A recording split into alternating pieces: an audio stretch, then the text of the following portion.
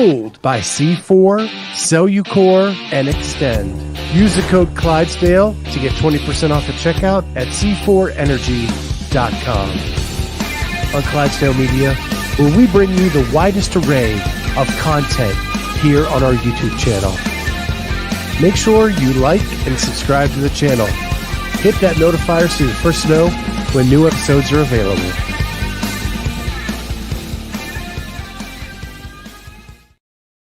What is going on, everybody? Welcome to the Clydesdale Media Podcast.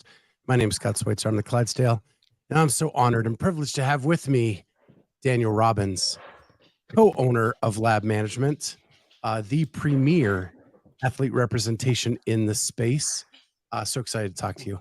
Yeah, thanks for having me, man. Thanks for having me. Yeah, welcome. And it's so funny, like, but a little behind the scenes. Monday we did a roundtable, and we're sponsored by C4. And I took a quick drink before I got started, and the carbonation got in there, and I belched when the mics were muted, but it stopped playing for a second. I was like, oh my goodness, did the mics unmute? And I thought I like belched to the world. So today I went with the non-carbonated version. There you go. There you go. Put that all together. Yeah, no, that's awesome. So we're going to get to know Daniel today. You have a really interesting past, and I can't wait to kind of dive in to how the journey went down this path, because it's fascinating to me. So first of all, what is your athletic background? Yeah, I mean, I think growing up, I played a lot of sports, kind of the classic, like, American kid, played soccer, like, early on. Football has always been my passion, though. I played baseball as well, but growing up, all I wanted to do was play football. I think, like, for Christmas, so my mom wouldn't let me play football until I was in 7th grade. And so for Christmas every year as a kid, I can remember being like, I don't want any presents. All I want to do is play tackle football. So like a lot of my friends played. That's what I was super passionate about. And she was pretty tough on that decision and didn't let me play until then. But I actually played a lot of flag football, which I think I was a quarterback. And so I actually think it helped progress my skill set, because most of the time in tackle football, when kids are small, it's just a lot of running, and there's not a lot of kind of like skill or finesse per se. So I started playing football in 7th grade and played all the way through high school. And then I played 2 years at a junior college, Butte Community College, which is just outside my hometown of Chico, California. And is also where Aaron Rodgers went to community college, kind of got his start. So there's a little bit of that connection there. We were co-national champions my first year. I was a red shirt. So it was a really cool experience. Got to meet a lot of people that I don't think I ever would have crossed paths with, just all across the country from different kind of walks of life. And I think that put me on like a good trajectory as far as just like how to like interact with people from different backgrounds. And so close to a lot of those guys to this day. I'm actually going to a reunion game on the 23rd of September. So I'm pretty excited about that. So there's two paths I want to go down here. First, you're much younger than I am. When I started playing football, there was no worry about playing tackle football. There were, the head injury stuff wasn't even known. I was a fullback, tight end, and then defensive end, and then eventually moved to right tackle. So like banging my head into that wall 30 times a game, nobody cared. When I was a kid. And I love football. That is my first love in the world. And I cannot. Season's ramping up this weekend. I am so stoked. And so stoked about that. But I saw the connection with where you went to junior college and then you went to Cal. Mm-hmm. Both schools of Aaron Rodgers. Yep. Are you an Aaron Rodgers fan? Oh yeah. I mean, I don't want to go down like necessarily say like, oh, he's my hero per se. But definitely like has a lot of influence over my life. I think like I don't know that I would have ended up at Cal without that. So kind of just like a quick backstory of like my PE teacher in like elementary school, but started in 2nd grade. His son actually played at Butte College with Aaron. His name was Garrett Cross, and then my PE teacher's name was Rick Cross. So I remember when they both signed, and I was like, I loved football ever since I grew up. So from the time I think I started in third grade with my dad, so I was probably 8 or 9. We used to drive down to Berkeley. I mean, we would make 5 or 6 games a year. We had season tickets all growing up. I actually never saw Aaron play there. I missed him by 1 year, which was his last year there. And that was a pretty big deal because that was the first time they beat USC in a long time. And so, yeah, ever since growing up, I always went to Cal games, and that was like my dream school. I just never actually thought that it would be a reality, just because it is really hard school to get into. And so I actually had the chance of meeting him my senior year there. I worked for the football program while I was there as an equipment manager, and he came on campus, and it was actually the first time I think he's been back since Tedford was fired. So that was a really, really cool experience. So it's definitely one of those things where obviously he's a big deal. And I wouldn't say that oh, he's my hero or anything like that per se, but I definitely think that put me on a path to kind of where I am today. And I'm a pretty big believer in butterfly effect of everything kind of happens for a reason. And if you change, I wouldn't go back and change anything as far as how things played out. So I definitely think that, that is a factor in kind of, where I am now. So conversely, I root for the team that he is supposedly the owner of, the Chicago Bears. And so Aaron Rodgers is not my favorite player in the world, but just like every year on Hard Knocks, they make me love players that I have hated for years. Yep. My wife and I watched the latest episode last night, and that's been I watch Hard Knocks every year. That's a given. If you're a football fan, I think you watch Hard Knocks, but this year was I was extra excited about it because I don't know that I think people have this thought of him in kind of the media and there's a certain way that maybe he's portrayed, and I think it's been a really cool kind of eye-opening experience to see the side of him, the football player side to him, and the teammate, and yeah, last night was a pretty cool episode, honestly. So that was on too late. My wife and I watch it together as well.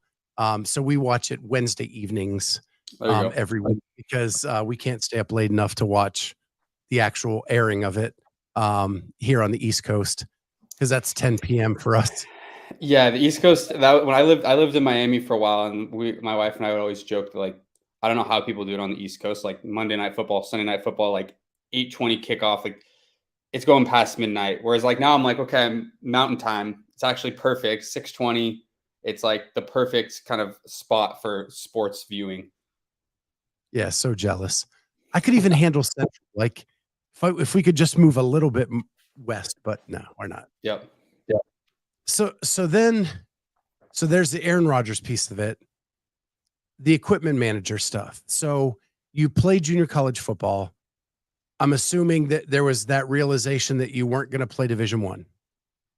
Yeah, but exactly. You wanted to be connected in some way? Yeah, you kind of hit the nail on the head, honestly. I redshirted my first year, and we were really good. We were co-national champions with East Mississippi, which if anyone's watched Last Chance U, they were featured a few years on there. And then my next year, we actually had a bounce back from Cal. His name was Zach Klein, and I think out of high school, he was second-ranked quarterback in the country behind Jameis Winston. Could have gone anywhere he wanted. Things didn't work out at Cal, and he kind of ended up bouncing around a little bit, but he became he transferred, became a friend. And I kind of had this somewhat tipping point where I was okay, I could come back. It would be my third year. I think that I would have a good chance to play. But also I just kind of saw the writing on the wall of I love football, but I know a lot of guys that they pursue it as long as they can, and they're willing to kind of go anywhere to do that, whether it be a small D2 in Texas or Missouri or somewhere. And it was just that. It just wasn't what I wanted for myself. And I wanted to stay close to the game. But I was realistic. So I decided I'm going to apply to schools, see where I get in. And if I get in, the places that I want to go, I'm going to leave. So that's what happened. And I ended up the AD at Butte College. Both his sons played at Cal, and he's he's very well connected, Craig Rigsby. And so he was able to get me a meeting with some people there and, started working for the equipment program. And yeah, I loved it. I like it. I honestly, those were some of the most stressful years, just in the sense of, like, school is really hard. But like I loved every second of it, like getting to travel around to all the stadiums. You probably can't see it here. If I lift my screen, I have footballs lining my whole office, from just collecting, trading with other, teams, equipment, managers and whatnot. So, yeah, that was a really, really cool 2 years. Yeah, that's really cool. It's so funny because I used to collect football memorabilia myself. I prided myself that I collected it all in person, and then I'm now selling it all off because I want podcast equipment, but Fair. I digress. Um, so you then I don't know how to set this up. You were a political economy major at Cal? Yeah. So I always have found like history, like poli sci, like pretty interesting. For a while, I was like, maybe I want to be like early on in high school. It's like, okay, I want to be like a football coach. That was kind of what I thought. Then it was like, well, maybe I want to be like a diplomat, or like I always found that stuff very interesting, and I still do. Like I even like I went and saw Oppenheimer, and it's like that was some of the stuff that like I remember very well from school. And so when I transferred, that was kind of like the option. It was like once I got into Cal, like I thought for maybe for a second I was going to go to UC Irvine. But like once I got into Cal, it was like game over. Like that's where I'd always wanted to go. And I was a spring admit, so I spent 2.5 years there. And like business school was off the table because Haas business school is super hard to get into. You almost have to like reapply, as a sophomore, and get letters of rec and all that stuff. So kind of just like made the best of it. And I think the thing that I learned, like I couldn't tell you a lot of the things that I learned. I think there's a few things here and there. I think I just kind of learned how to like figure it out, in the sense of like just the volume of reading and like homework and just everything that entailed like the Berkeley experience. And I think anyone that's gone there kind of knows what I'm talking about. It was obviously like really tough. I can't remember a time that I was probably more stressed, to be honest. But I also like I feel like I learned just a lot about how to kind of like in some ways like be successful even in situations that don't seem ideal. Um, so it's like I couldn't tell you a lot about like the things I learned per se. But that was kind of like the option, and like Cal was the place I wanted to be at. So it was like, so be it. This is what it is. It's funny you say that because my undergrad, I felt the same way, right? I was a business major after trying 16 other majors, and just realized that your bachelor's degree is really just a test. Can you endure? Can you figure it out? Can Yep. you Yep. get to the end? When you get to graduate school, it's a whole different animal. Like that, I learned so much in grad school that was pertinent to my business life.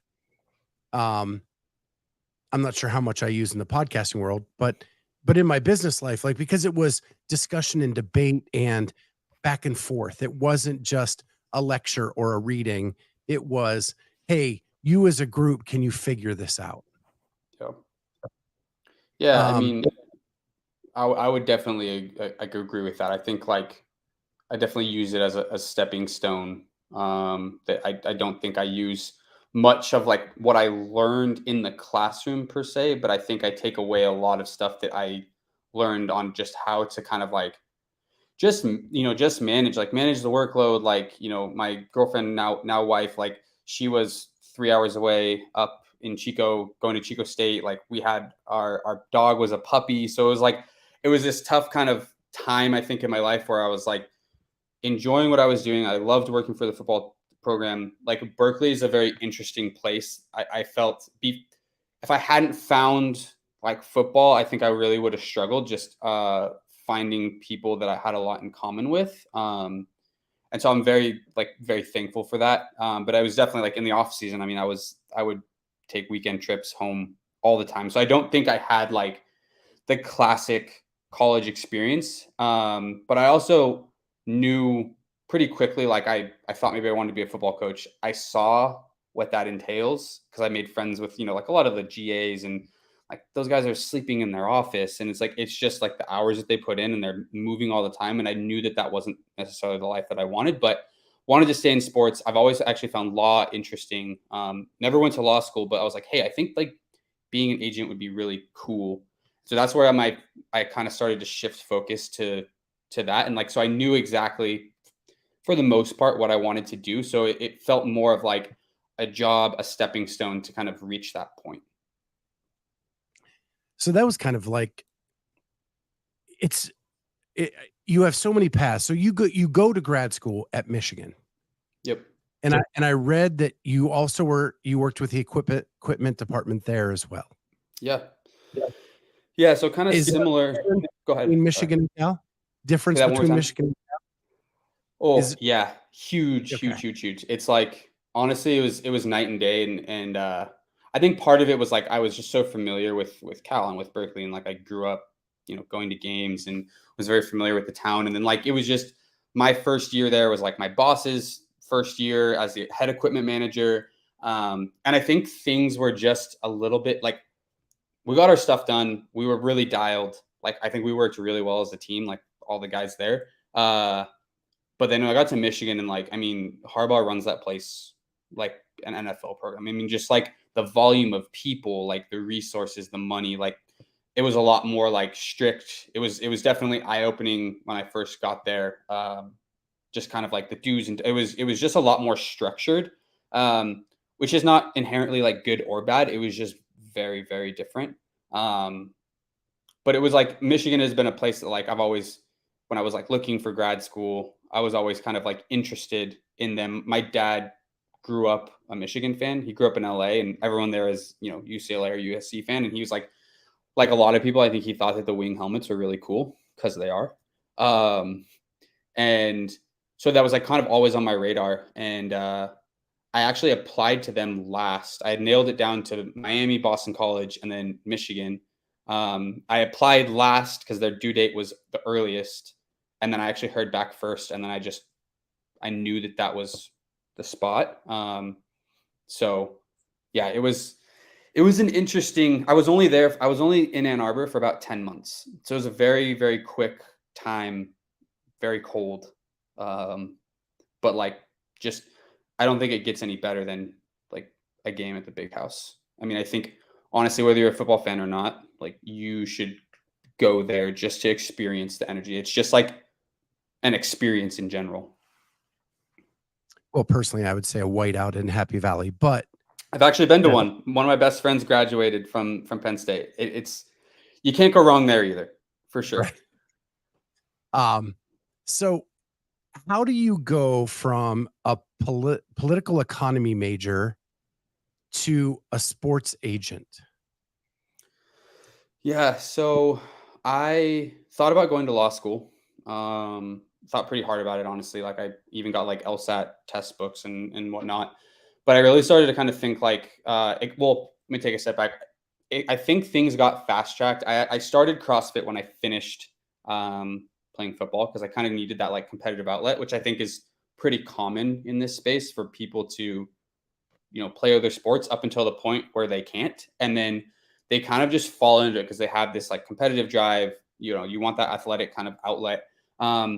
And so I remember, I think it was December of 2017. I was sitting in my apartment in Berkeley, and I was a pretty big CrossFit fan. I was watching a YouTube episode of Matt Fraser's with, I think Brooke Gentz was in it at the time, and then O'Keefe, and they were in Dubai, and like O'Keefe was on the screen, and like it like had like the description of like who he was, and it was like Matt Fraser's agent or manager or something. And I was like, it kind of was this like aha moment for me of like, okay, I've kind of identified that this is what I want to do. I've really gotten into CrossFit. It's like a definite like big passion of mine. I wouldn't say necessarily on the same level as football, but I had no luck getting any football internships. Like I tried to work, that summer for any type of agency in the Bay. Had no luck.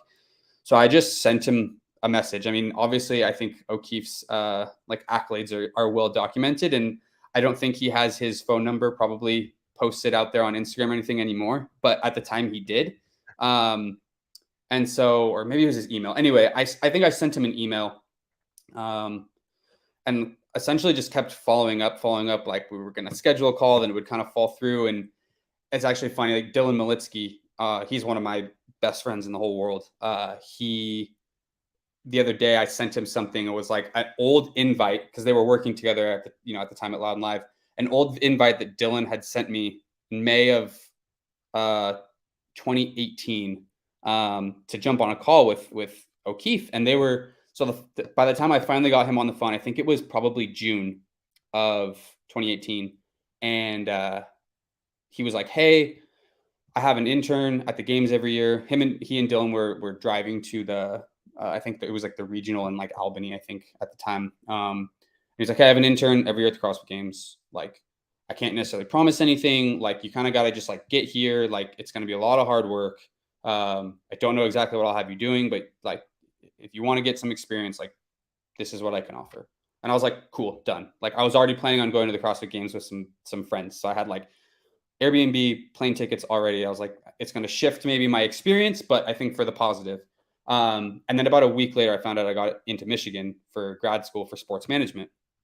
And so I was like, all right, this is like, I feel like things are lining up really well. So I canceled my flight, and my mom and my dad and I drove from Northern California to Madison, so I could intern there. So it took us about 3 days, and then interned basically like Monday to Monday, the whole games, and did everything from grabbing coffee to laundry to running every errand you could ever imagine. And then it was like the Monday after the CrossFit Games, I got in my car and I drove to Ann Arbor, which is about 6 hours, and I started work with the football like equipment as an equipment manager that night, and was at the facility till about midnight.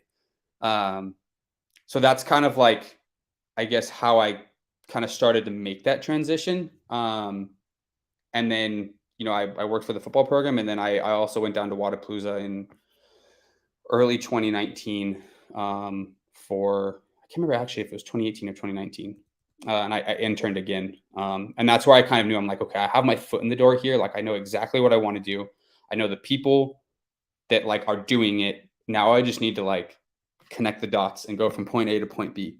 So that's super cool to me, because I think Matt was our 12th ever guest on this show. yeah, And we're like 800 and some now. And he, for a while, he was on the show more than any other person. He always made time for us. When I wanted to expand, I reached out to him and asked if he could like have a sit down with me. He did that. We had like a Zoom call. He walked me through steps that he thought I needed to do to grow. He is like one of the coolest individuals on the planet. yeah. I mean, go ahead. Sorry. Actually, I was just going to hand it over to you. Is what was it like having that opportunity under him? Yeah, I mean, like early on, it was like I was doing everything I wanted to do, right? Like I didn't like I knew that going in, it's like, hey, you're an intern, like there's like steps to this stuff, right?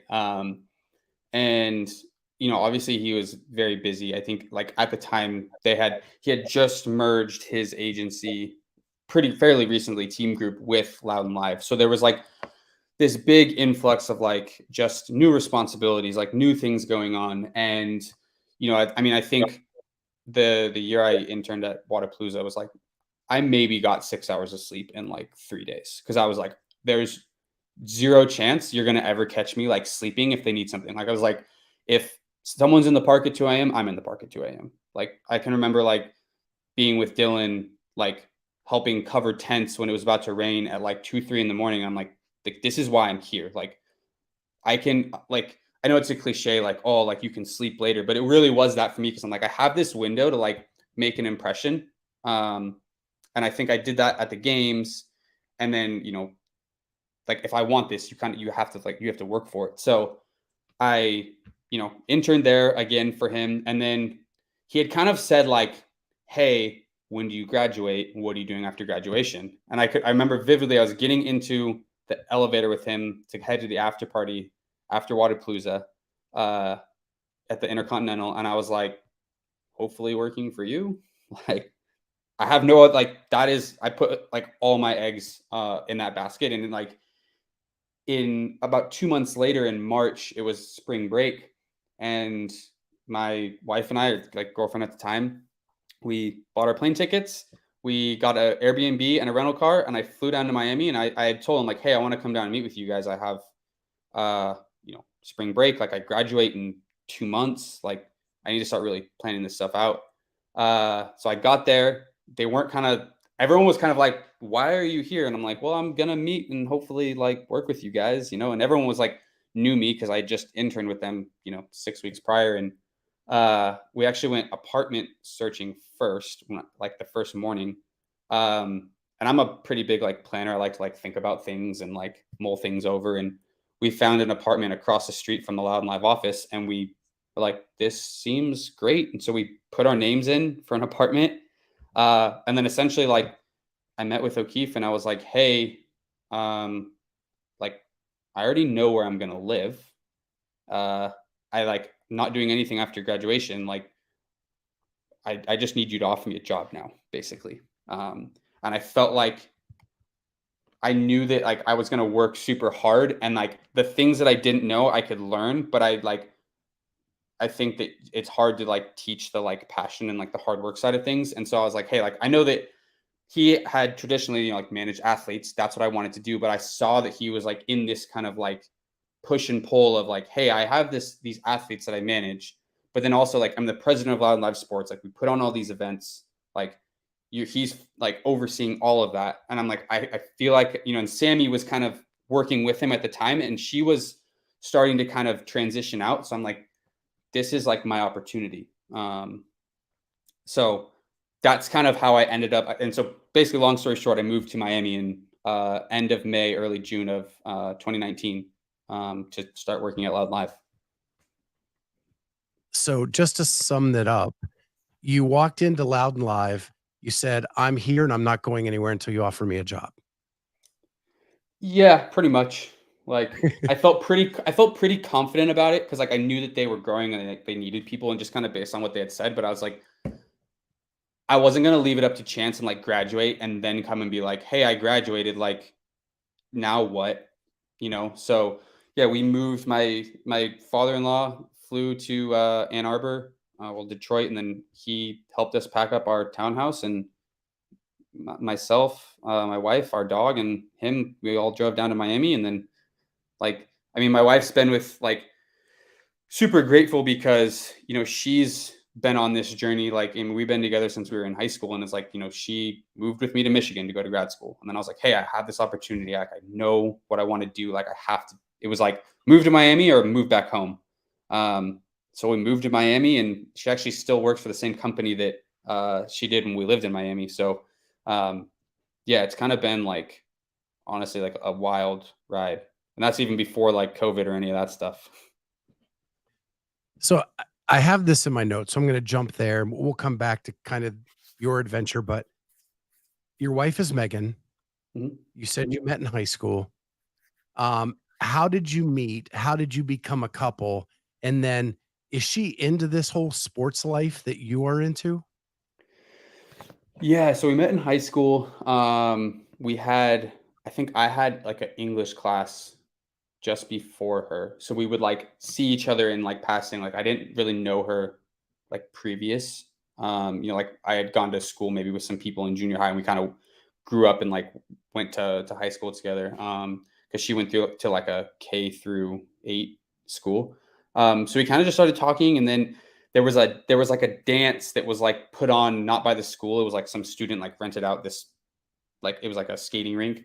So we like met there, and we basically just kind of like hit it off, like really started talking. We hung out like all night, and then yeah, I mean, we were 16, started dating, and we both went to Butte Community College together. Like she went to Chico State, and then I went to Cal, but like we did like the long distance thing, like got a dog in between then, and then I mean she graduated just before me from Chico State, so you know, her dad owns a construction company. So she worked there while it was my final year at Cal. And then, yeah, moved to Michigan, moved to Miami, been all over the place. So I guess that's like, to answer your part one of your question. Part two would be, yeah, I mean, like, I think for her, it's interesting. It's something we talk about frequently is like, I think she has an idea of what she wants to do, but it's like, she hasn't really like necessarily found that like exact thing. Like, you know, some people know exactly what they want to do. And I think she would always say like, oh man, I'm jealous that like, you know exactly what you want to do. Like, that's really cool. I'm still trying to kind of like work through that and figure that out. And my response is always like, yes, that is cool. But like the inverse to that is like, well, what if you know exactly what you want to do and you're not able to do it? So like that was something that I think gave me a lot of anxiety, but also like drove me to like, it's like, okay, I just need to figure it out. And that's why I think like, you know, the previous thing I said about, you know, like being in school is like, hey, I just kind of got to figure it out. Like there's not really like necessarily a playbook for this, and everyone operates differently. And so like she's been super supportive, and I mean like she always was kind of resistant to doing CrossFit until we moved to Miami and we like started going to Peak 360. And like, I mean, anyone who's ever even dropped into that gym, like you kind of walk in and you can just like feel that there's something special there. And so we met some like amazing people while we were there. And that's where she kind of started her CrossFit journey. And, you know, like I think she now, because she works remote and stuff, she has the luxury of like traveling with me to certain events. She comes to the CrossFit Games, she comes to Rogue. And so I think that's been cool for us to kind of share. And like, you know, she's been to a lot of football games with me as well. So, yeah, it's been like that is like probably a whole nother podcast of just like all the things that we've kind of done and gone through and whatnot.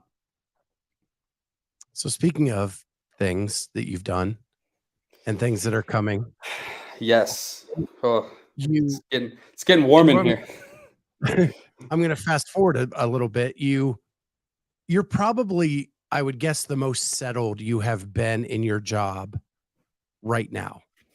Like the Yeah. merger with Lab, all of that stuff, everything is kind of like settled down a little bit for you. So you had to like bump up the personal life, right? Yeah. I mean, I think it's one of those things. I mean, I hear this from a lot of people that have gone through it. It's like, hey, like you're never 100% ready, right? Like you can think you know what you're getting into and people can tell you, but like you don't know until you go through it.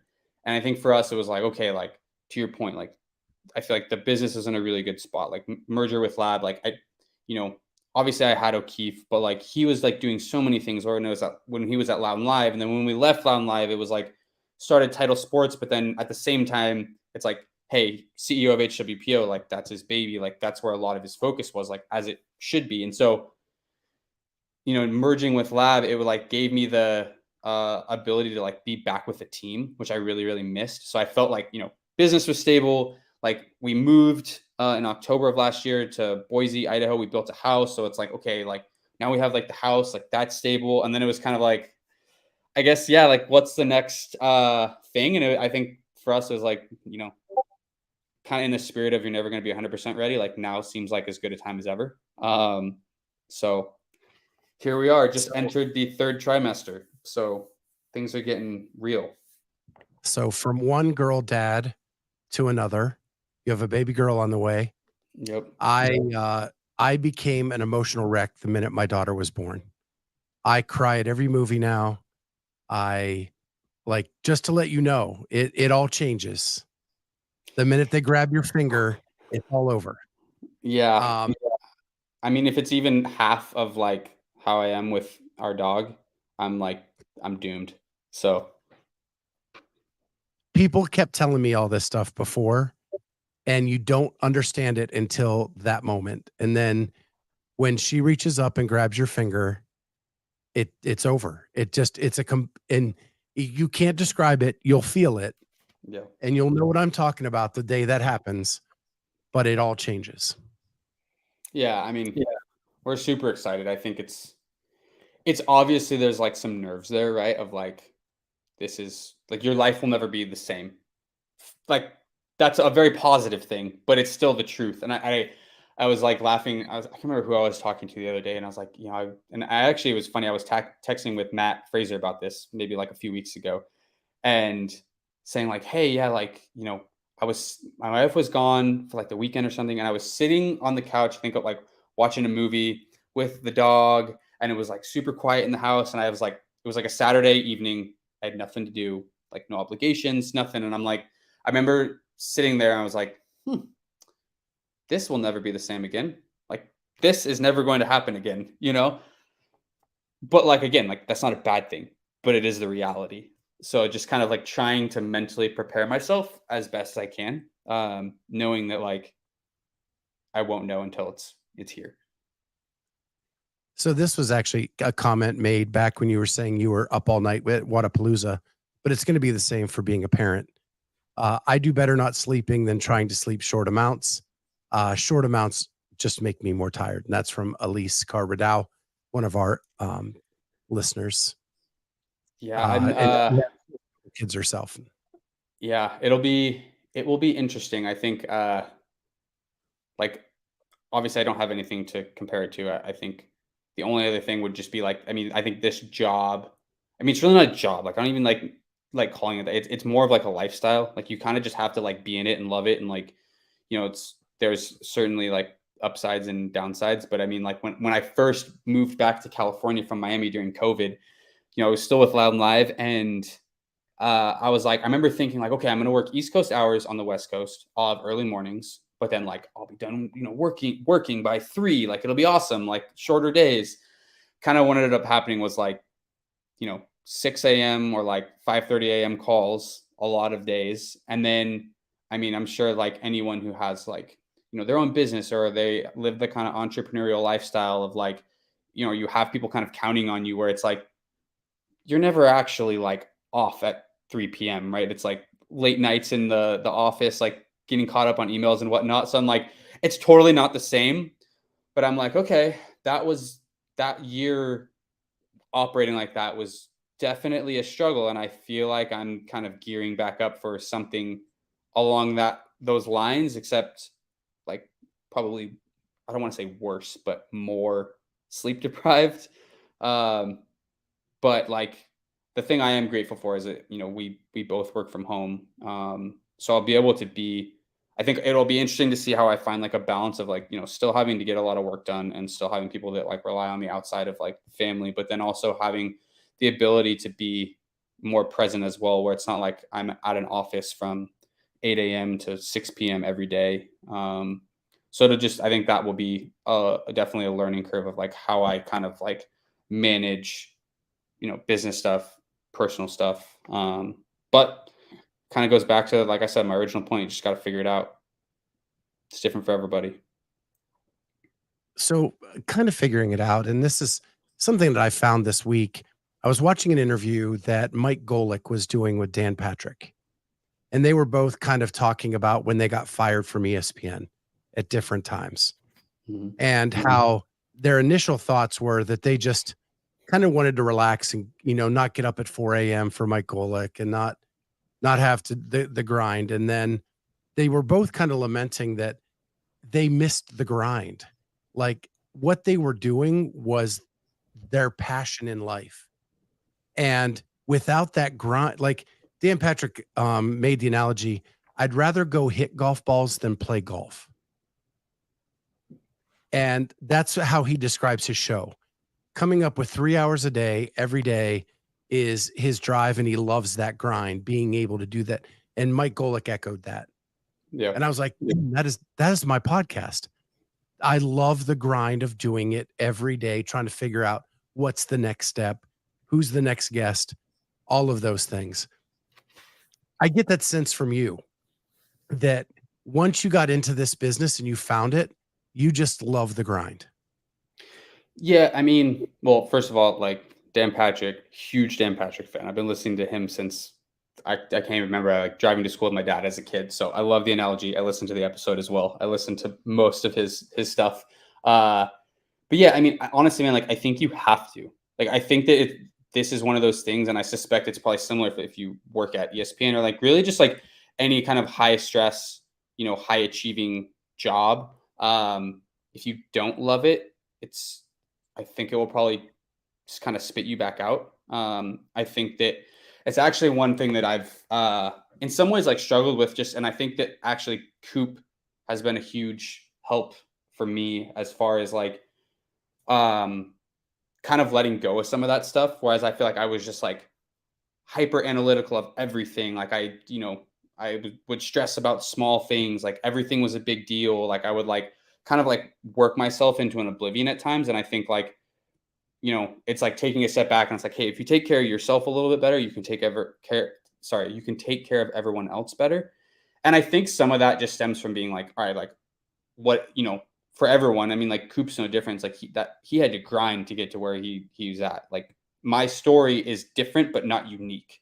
And I think that like it was also a product of being at Loud and Live, or like people there. I mean, like talk about some people that were grinders. I mean, so just like to give people an idea, like, so Keith lives in Boston. He would commute down to Miami pretty much every week, unless he was traveling for something different. And he would get in Tuesday morning and he'd leave like Thursday evening. So Tuesday he'd get into the office, usually roll in around like 10:30 straight from the airport. We would work all day, and I would, I'd be in my cubicle, or I would just work from his office with he and Dylan. And then, we typically, an average day would be, we leave the office around like 9 p.m. We either work out downstairs because there's a parking like structure attached to the building they had a roll up door with a bunch of equipment, or we would go to CrossFit Soul because, Danny Soul, like he worked with us at the time, and they had 24-hour access. Great guy. And we would work out there like as a team, or kind of whoever was there. And then we would go to dinner. And so by the time like I dropped him off, usually I would be the one to drop him off because he stayed close to the office. I lived across the street from the office. I drop him off. By the time I got home, showered, and got in bed, it'd be between 12 and 1 a.m. Wake up at 7:30, 8 o'clock, pick him up by 8:30, go get coffee, do it all over again on Wednesday, and then drop him off at the airport Thursday evening. So it was like, for me, it was like, for all intents and purposes, like that was like my first like real job. So like, that's what I was kind of like I don't want to say grew up with, but I grew up into, but like, that was my first experience. And like, to me, that was like, all right, like, that's just kind of like how things are. Like, that's just how kind of we roll. And so it's like, I don't think that, the grind, obviously it's not all bad. I think you have to have it and you have to love it. Cause I think sometimes our job, it's awesome. And I'm never going to apologize for having like a job that I love. That's cool because, I do feel like I worked for it, but I think also people don't realize, like they see like social media and we're like, at the CrossFit Games with like athletes, or like traveling to cool places. And like, yeah, don't get me wrong, like awesome opportunities. You got to go to amazing places, meet great people. But I also think people don't see the kind of like the backside of that. And I think that's, again, that's not unique to me. I'm sure it's probably the same for you. It's like people are like, hey, you get to interview all these cool guests and you have a podcast. Like, that's awesome. Like Dan Patrick, like has this show in the man cave that's like the most epic place ever. But it's like, yeah, that dude grinds, and he grinded for years. Like, you don't see the, like, I'm sure like late hours that he puts in, or like, for us, it's like late night emails and calls, and like, like some of the stress of like, hey, like people's livelihoods depend on some of the stuff that we do. And it's like, you can have a team all around you, but it's like, if you're dropping the ball, or if you're not doing something, like there's no one else that's doing it. And like, people are counting on you. And I think like, you have to take that obviously super seriously. So it is like a balance that I think, kind of to my original point that I was making, is like that's why I'm grateful for being kind of on a team, with Coop and Zach and Jason and like O'Keefe, and like we're continuing to, grow our team, and like super grateful for that, because I think it's kind of brought me back to balance. Whereas like it's still a grind, but like, hey, like if you need to like walk away for 30 minutes, or like go get a quick like sweat sesh in like the garage, like go do that. Like that's good for your mental health. It's good for everyone around you. Yeah, and I want to get to that in a second, but like I don't even understand how it was when you came in, because Loud and Live, so you have the management side, you have the event side, and marketing, and you're part of all of that when you first come in. sort of. So I came in helping with the athletes, because I think everyone knew that that's like the world I wanted to be in. But my first kind of job there, I think, was like partnerships coordinator. So I would like help, fulfill the deliverables that like partners had with the company. So let's just say like, RP Strength had a post scheduled for the following Tuesday. It was like, hey, we need to have their assets, their verbiage, everything. Like I would pass it along to Emily, who now works for CrossFit. And like, she was like, she did all of like the graphics and social media and everything. And then we had someone that did like ops. And so I kind of had a hand in everything like initially. But I was also like helping Sammy. I was starting to take athlete calls. So I mean, I started in June, and then I will never forget this. Like I think it was November, mid-November, O'Keefe called me. I went into O'Keefe's office to ask him something. I asked him whatever question I had. I walked out, and then he called me back in, and he was like, "Hey, by the way, Sammy's leaving. I'm giving you her job. Don't F this up." And I was like, all right. So it kind of started to shift a little bit, but I think it was definitely one of those things where like people saw Loud and Live, they saw Wadapalooza, like, oh man, this must be like a huge team. And it's like, no, we were like a team of less than 10. And then some like obviously we had some like contractors, but we kind of all had to like help and pull our weight in like different kind of like avenues that maybe weren't our direct scope, because we had like the events team that was putting on the events, like we had people selling partnerships, and like I was managing our athletes. And then there was a marketing team that would help like activate and do marketing services for the, brands that we were activating for events, and we're partnering with athletes. So it's kind of this like holistic approach to like, we could kind of be an agency for someone that was looking to like get into the CrossFit space. And so I think it was a lot. It was definitely like I said, it was the team there like pulled off honestly like some miracles. And I mean, I think like that was something that also drove me, was especially looking at like I mentioned earlier, like Dylan Malitsky is one of my best friends. And like watching how that dude works, like would almost like it made me, I was like, man, like maybe I don't belong here. Like that guy is like so dialed. Like I felt like he was so far like ahead of like where I was at the time. And I think we were actually talking a few weeks ago. I think it's one of those things where like maybe we at times we both felt that way, and we were kind of like operating in parallel of like, man, like looking almost at each other of like, oh man, you were killing it in this situation. I'm like, no, dude, like I want to be just like you. Like if I could be dialed like you. And then it was kind of like this like almost like aha moment where I'm like, I think maybe like we're both doing a pretty good job, and we should just like recognize that, so like, I mean, I know it's not necessarily the question you asked, but like I feel like I would be doing a disservice if I didn't like give him a shout out, because I don't know that I would be where I'm at now without him. Because obviously I think people see like yeah, like O'Keefe's been like a mentor and he's helped me get to where I'm going, but I don't know that people realize like the gravity and like effect that he's had on me, and that he's had on whether it be Wadapalooza or just the CrossFit community in general. Like I don't know that there's anyone that has like a better pulse on like what's going on within the community than him. I have to agree with you. Dylan's one of my favorite people in the world. After Wadapalooza this year, I made a statement. He texted me. We went back and forth for a couple hours, and it was just a great conversation. And that's what I respect about him. So here's my follow-up to this, right? You start with the company sometime around spring break-ish, graduation, and by November now you're handed the keys to athlete calls and working with the athletes. That roster at that time was a no joke roster. Like you were thrown headfirst into the deep end. I mean, Yeah. we're talking Medeiros and Fraser and Toomey and Annie and Katrin and Velner and yeah. Catch. Yeah. My goodness. Like, and I know that's just the tip of the iceberg that I'm mentioning. Here you are 6 months in, and not even, and you're handed the keys to that roster. One, it had to make you feel good that they trusted you with that. Yes. But also anxious that you couldn't F it up. Yeah, I mean, I think you hit the nail on the head. It was like, okay, like this is really awesome. Like it was like this is what you've been working for, and then it was kind of this like it was cool for like a minute, and then I was like, holy shit, like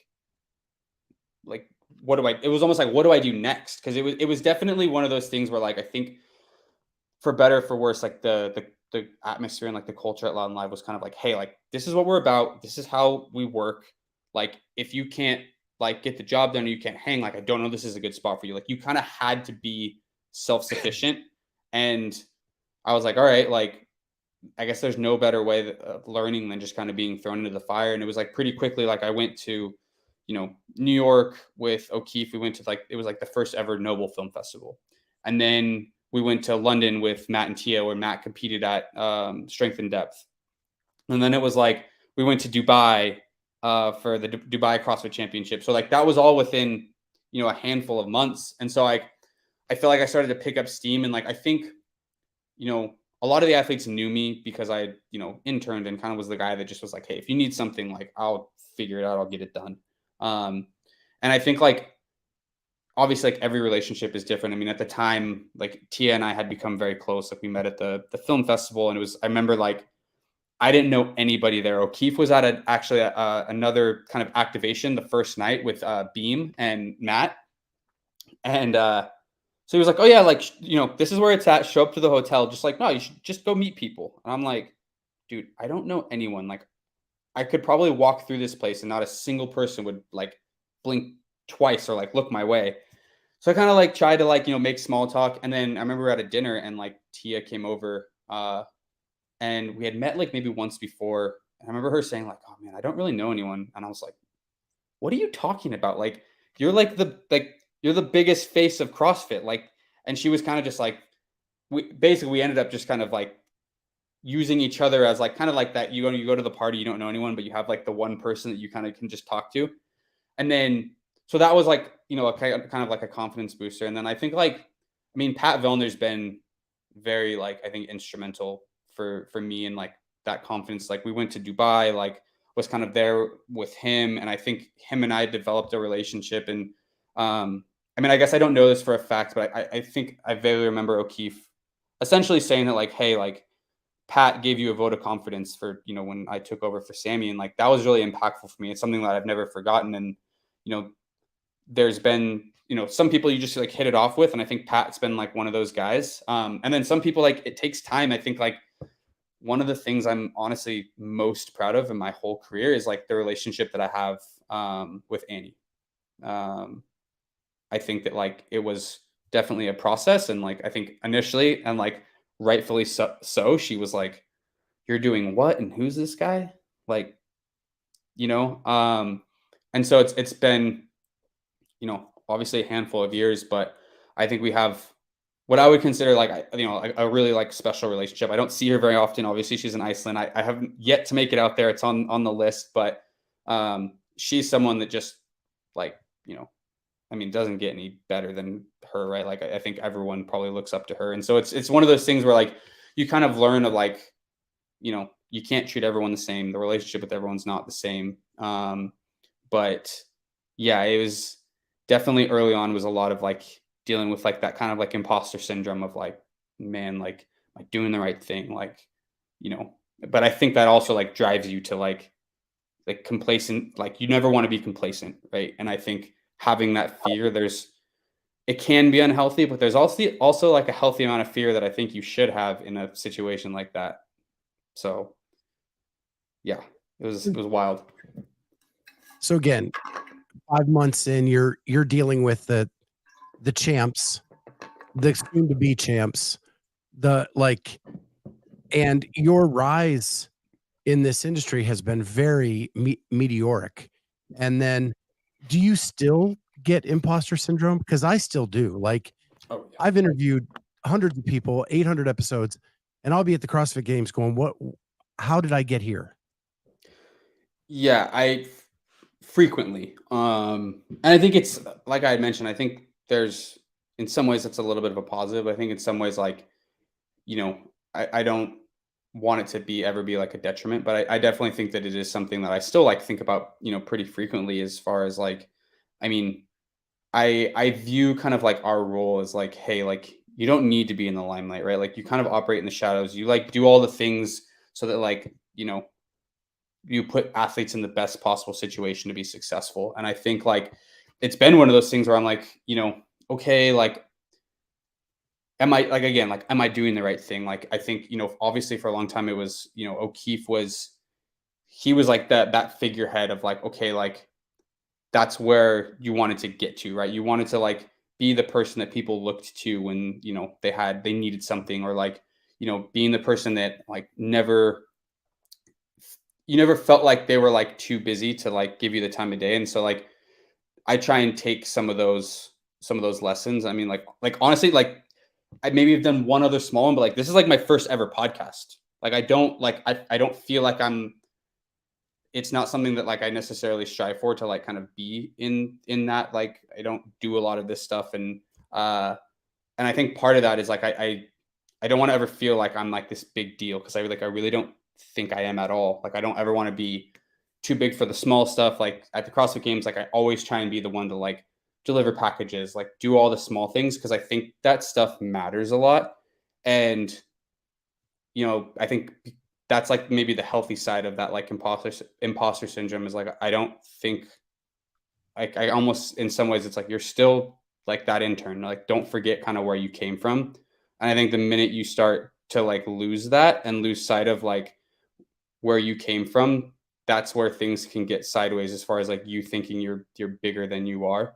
Um, so I mean that's a very long-winded way of saying like, yeah, like it's definitely something that I think about pretty frequently, honestly. So, but you've surrounded yourself with people that are humble enough to do the small things.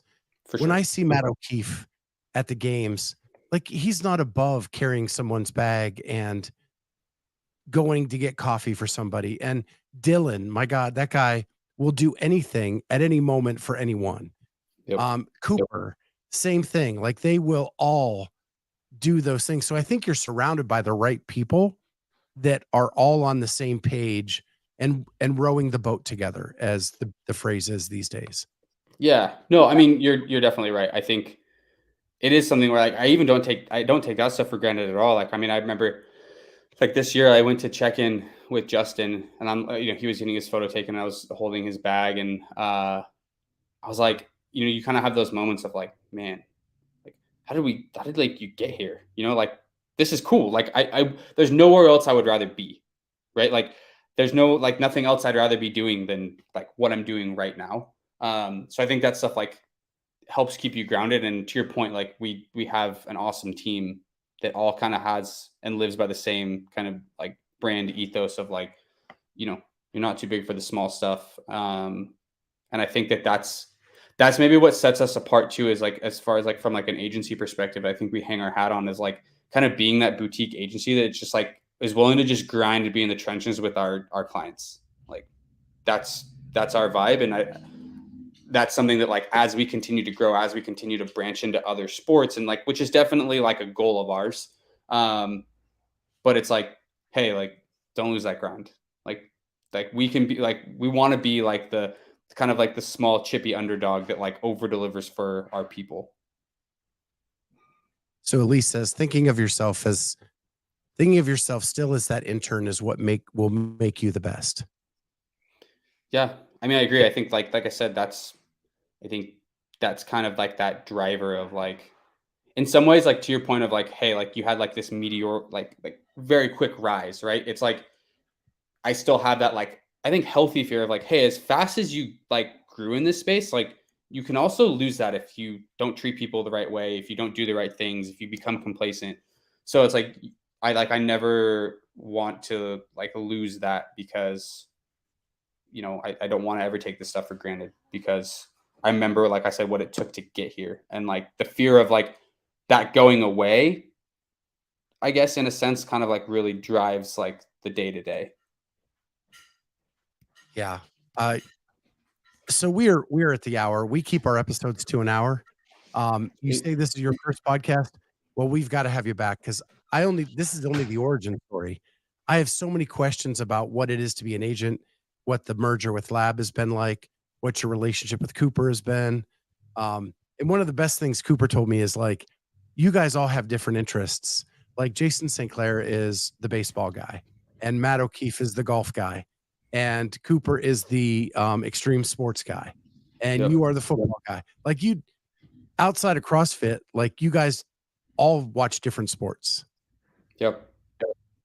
Yeah. And I love that dynamic. Yeah. I mean, like I said, like couldn't ask for a better team. And yeah, I sorry if I ever was like rambling or anything. I think sometimes I give long-winded answers, but I think like, I don't know. I mean, when I listen to like podcasts, I think like I like some of the context and like hearing more. So like that's something that I guess I was trying to do, and hopefully I didn't ramble too much. Well, I appreciate this. Elise says you have picked a good podcast to start with, and you did so well for your first one. Oh, appreciate that. I love the context. I love the colors and the hues of the stories. I always say my best episodes are ones where we don't even say the word CrossFit. And I have to leave with one question. This is for my wife, and I'm going to share my screen super fast as soon as I can get your Instagram up here. There's a picture you posted a while back. You're not super active on Instagram anymore. I did notice that. Yeah, I mean, I don't know. I don't find myself particularly interesting, and like I think I tend to like when I post, it's like these like overwhelmingly like big moments or thoughtful things, and like sometimes I'm just like, just put it out there, like whatever. So you posted this picture. My wife is a diehard Pittsburgh Steelers fan. I love it. We both grew up outside of Pittsburgh. I rebelled against my parents and went with the Chicago Bears. She stayed true to the hometown team. Are you a Steelers fan? I am. I have somewhere in my office. I have a terrible towel somewhere. Office is kind of still a work in progress in the new house, but yeah, I am. Yeah, she has the terrible towel out right now. She is ready for opening day.